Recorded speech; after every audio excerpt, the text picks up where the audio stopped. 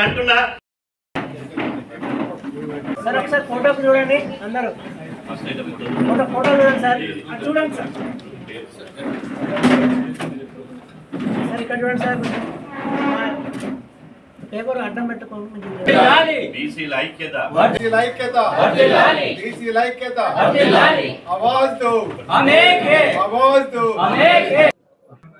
గౌరవ రాష్ట్రపతి గారికి 42% రిజర్వేషన్లు ఇలా రాష్ట్రపతి గారికి బిల్లు పంపించి 3 నెలల 11 రోజులు అయింది. ఏప్రిల్ 2వ తేదీన 42% రిజర్వేషన్లు అమలు చేయాలని అసెంబ్లీలో తీర్మానం చేసి ఆ బిల్లు పంపించి 3 నెలల 11 రోజులు అయింది. ఆ 3 నెలల 11 రోజుల సంది ఢిల్లీని ఆ రిజర్వేషన్ల బిల్లు మూలుగుతున్నది. కాబట్టి అమ్మ రాష్ట్రపతి ద్రౌపది ముర్ము గారు, మీరు దయచేసి బీసీలకు రిజర్వేషన్లు కల్పించేటువంటి విషయంలో మీరు తక్షణమే స్పందించాలని చెప్పి బీసీ మేధావులుగా కాకతీయ యూనివర్సిటీలో 2 పేజీలు రాష్ట్రపతి గారికి లేఖ రాసి ఈ సమావేశంలో విడుదల చేయడం జరిగింది. ఈ లేఖలో అనేక విషయాలను చట్టబద్ధంగా రాజ్యాంగబద్ధంగా బీసీ రిజర్వేషన్లు ఏ విధంగా 42% పెంచాల్సింది, ఈ రిజర్వేషన్లు ఎట్లా దక్కాలనో ఈ లేఖలో సవివరంగా మా మేధావులు వివరించడం జరిగింది. అందుకోసం ఇవాళ రాష్ట్రపతి గారిని ఈ సమావేశం ద్వారా మేము విజ్ఞప్తి చేస్తున్నాం. తక్షణమే రాష్ట్రపతి గారు 42% రిజర్వేషన్ల బిల్లుకు ఆమోద ముద్ర వేసి ఇవాళ బడుగుల పక్షాన నిలబడాలని చెప్పి ఈ సందర్భంగా మేము విజ్ఞప్తి చేస్తున్నాం.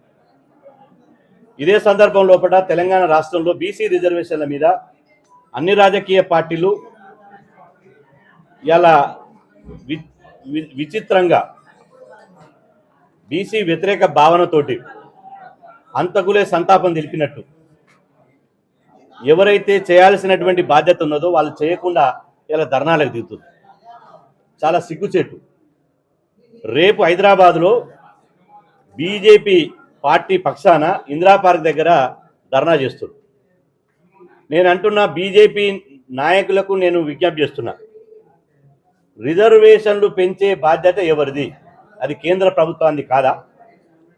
రిజర్వేషన్లు పెంచే బాధ్యత మీదైనప్పుడు తెలంగాణ అసెంబ్లీలో బిల్లు పంపిస్తే ఆ బిల్లుని 3 నెలల 11 రోజులు మీ దగ్గరనే దాన్ని పరిష్కరించకుండా మీ దగ్గరనే పెట్టుకొని ఇవాళ రాజకీయ డ్రామాల కోసం, బీసీలను గందరగోళపరచడం కోసం, బీసీలను తప్పుదారి పట్టించడం కోసం, బీసీ సమాజాన్ని మోసం చేయడం కోసం ఇవాళ ఇందిరా పార్క్ దగ్గర బీజేపీ దీక్షలో ధర్నాల పేరుతో డ్రామాలు ఆడుతుంది. బీజేపీని అంటున్న మీకు చిత్తశుద్ధి, బీసీల మీద చిత్తశుద్ధి ఉంటే గల్లీలో కాదు చేయాల్సింది ధర్నా, బీజేపీ వాళ్ళు ఢిల్లీలో చేయాలి. ఢిల్లీలో నరేంద్ర మోదీ గారి ఇంటి ముందరలో, పార్లమెంటు ముందరలో బీజేపీ ధర్నా చేస్తే అప్పుడు బీసీ సమాజం నమ్ముతుంది. ఇవాళ బీసీలకు నోటికాడి ముద్దను గుంజేసుకుని బీసీలకు వ్యతిరేకంగా మాట్లాడుతూ ఇలా ధర్నా చేస్తామంటారు. బీజేపీ పార్టీకి ఒక విధానం ఉందా అని నేను అడుగుతున్నా. బీజేపీ పార్టీ ఒక జాతీయ పార్టీ, ఒక విధానం ఉందా? బండి సంజయ్ గారు బీసీ డిక్లరేషన్ పట్టుకొని ముస్లిం డిక్లరేషన్ అంటాడు. కేంద్ర మంత్రి కిషన్ రెడ్డి గారు 42% రిజర్వేషన్ కల్పించకముందే 42% రిజర్వేషన్లు 10% ముస్లింలకు ఇస్తున్నారని తప్పుడు మాటలు మాట్లాడతారు. బీజేపీ అధ్యక్షుడు రామచంద్రరావు గారు అసలు తెలంగాణ జరిగినటువంటి కులగణనే చట్టబద్ధంగా రాజ్యాంగబద్ధంగా జరగలేదంటాడు. అంటే మీ పార్టీలో 3 నాయకులు మాట్లాడితే 3కి స్పష్టత లేదు. అంటే బీజేపీకి ఎంతసేపు బీసీ రిజర్వేషన్ల మీద విషయం వెళ్ళగక్కడమే తప్ప బీసీ రిజర్వేషన్ల మీద బీజేపీకి చిత్తశుద్ధి లేదనడానికి వాళ్ళ మాటలే నిదర్శనం. కాబట్టి ఇవాళ బీజేపీ అంటేనే ఇది బీసీల వ్యతిరేక పార్టీగా మారిపోయింది. బీజేపీ నాటి మండల్ కమిషన్ నుంచి నేటి వరకు బీసీ రిజర్వేషన్లు వ్యతిరేకించడమే లక్ష్యంగా పెట్టుకున్నది. మీరు కనుక బీజేపీ నేతలను హెచ్చరిస్తున్నాం, కాకతీయ యూనివర్సిటీ నుంచి ఇవాళ మేము 60% ఉన్నాం, 42% రిజర్వేషన్లు.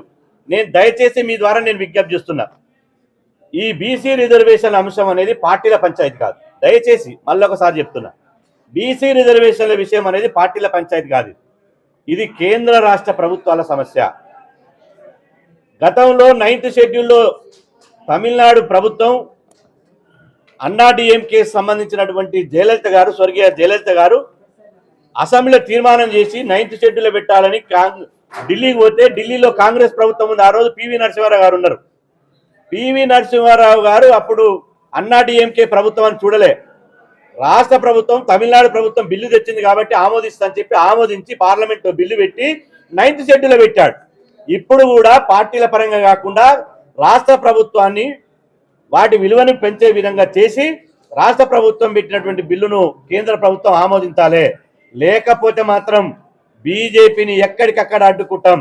ఆగస్టు 7 తర్వాత రాష్ట్రంలో వంట వార్పు రహదారుల దిగ్బంధం చేస్తాం. జాతీయ రహదారుల మీద వంట వార్పు కార్యక్రమం చేస్తాం. బీజేపీ నేతల ఇళ్ల ముందు ధర్నా చేస్తాం. బీజేపీ కార్యాలయాన్ని ముందర తాళాలు పెట్టి కూర్చుంటాం. అవసరమైతే రాష్ట్ర బంధుకు పిలిపివ్వడానికి వెనుకబోము. ఎన్ని రోజులు బీసీలను మోసం చేస్తారు? బీఆర్ఎస్ పార్టీ ఉన్నది. నేను అంటున్న బీఆర్ఎస్ పార్టీ నాయకులారా, ఇంటే గెలిచి రచ్చగెలవండి. బీఆర్ఎస్ పార్టీ 2001లో పుడితే ఇప్పటి వరకు బీసీకి పార్టీ అధ్యక్ష పదవి ఇవ్వలే. 2 సార్లు ముఖ్యమంత్రి 10 సార్లు వెళ్తే ఒక్కసారి బీసీకి కానీ దళితునికి కానీ ముఖ్యమంత్రి ఇవ్వలే. కనీసం పార్టీ అధ్యక్షుడు కూడా బీసీకో ఎస్సీకో ఇవ్వలే. మరి వీళ్ళు సన్నాయి నొక్కులు నొక్కుతున్నారు. ఇవాళ కరీంనగర్లో 8వ తారీఖు నాడు బీసీ గర్జన పెడతారట.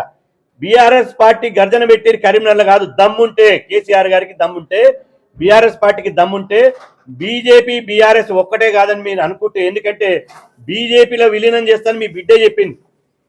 అదేవిధంగా ఒక ఎంపీ రాజ్యసభ సభ్యుడు సీఎం రమేష్ గారే చెప్పాడు, కేటీఆర్ నా ఇంటికి వచ్చిండు బీజేపీలో విలీనం చేస్తామని. మీకు లోపాయికారు ఒప్పందం లేకపోతే, బీజేపీకి బీఆర్ఎస్కు లోపాయికారు ఒప్పందం లేకపోతే ఢిల్లీలో పెట్టండి. మీరు నిజంగా లోపాయికారు ఒప్పందం ఉంటే రిజర్వేషన్లకు మీరు ఒకే తానుడు బొమ్మ బోర్సు లాంటి వాళ్ళు బీజేపీ బీఆర్ఎస్ వాళ్ళు కరీంనగర్లో పెట్టండి. ఇలా కరీంనగర్లో పెట్టి బీఆర్ఎస్లో కరీంనగర్లో పెడుతున్నారు కదా, ఆ కరీంనగర్లో బీసీ గర్జనలో బీఆర్ఎస్ పార్టీ అధ్యక్షునిగా బీసీకి ఇవ్వాలని బీఆర్ఎస్ని డిమాండ్ చేస్తారా? లేకపోతే మేము 2028లో అధికారంలో వస్తే బీసీని ముఖ్యమంత్రి చేస్తామని ఇలా బీసీ గర్జన వేదిక మీద నుంచి ప్రకటిస్తారా?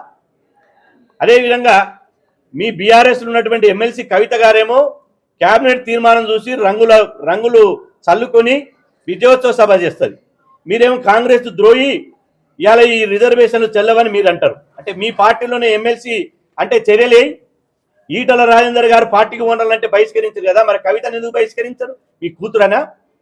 బీఆర్ఎస్లో బడుగులకు ఒక న్యాయం, అగ్రకులాలకు ఒక న్యాయమా? అంటే బీఆర్ఎస్ పార్టీ అసలు స్థానిక సంస్థల్లో ఎన్నికల్లో బీసీ రిజర్వేషన్లు 34% నుంచి 18% తగ్గించిందే బీఆర్ఎస్ పార్టీ. బీసీలకు ఆ రోజు ద్రోహం చేసిందే బీఆర్ఎస్ పార్టీ. కాబట్టి ఇప్పటికైనా నేను అన్ని పార్టీలకు అప్పీల్ చేస్తున్న ఒక బీసీ నాయకుడిగా, ఇలా కాంగ్రెస్ కూడా మోసం చేయాలని చూసింది, కానీ మేము తిరగబడి బీసీలు తిరగబడి చేయాలని చూసింది. కానీ మేము బీసీలు తిరగబడి కొట్లాడి కాంగ్రెస్ మెడ నుంచి కులగణ చేయించినాం. కాంగ్రెస్ మెడ నుంచి అసెంబ్లీలో బిల్లు చేయించి కేంద్రానికి పంపించినాం. కాంగ్రెస్ మెడ నుంచి ఇలా ఆర్డినెన్స్ తీసుకురావాలని గవర్నర్ గారికి పంపించినాం.